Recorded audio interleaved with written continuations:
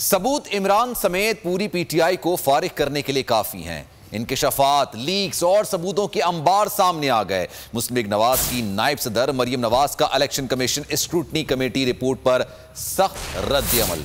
Tweet में वजीर आजम पर तनकीद के तीर चला दिए। लिखा, इमरान ने चोरी की और छुपाई और अवाम की जेबों पर डाका डाला। Election commission scrutiny committee report. Opposition ने हुक्मरान जमात पर तनकीद के निश्तर चला दिए। मरियम नवाज ने ट्विटर का महाज संभाल दिया। ट्वीट किया, पे दर पे इंकशाफात, लीक्स और सबूत इमरान समेत पूरी टीम को फारिग करने के लिए काफ़ी हैं।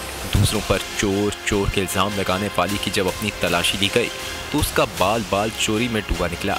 दूसरों से फंड के नाम पर माल ईंठा, फिर उसको अय्याशी के लिए इस्तेमाल किया। चोरी छुपाने के लिए झूठ पर झूठ बोला। पाकिस्तान की तारीख में इमरान खान जैसा करप्ट, झूठा और साजिशी हुक्मरान आया। मुस्लिम लीग नवाज की रहनुमा का कहना था कि इमरान खान ने ना सिर्फ चोरी की और छुपाई बल्कि अवाम की जेबों पर डाका डाला, उनकी मेहनत और खून पसीने की कमाई पर ऐश की।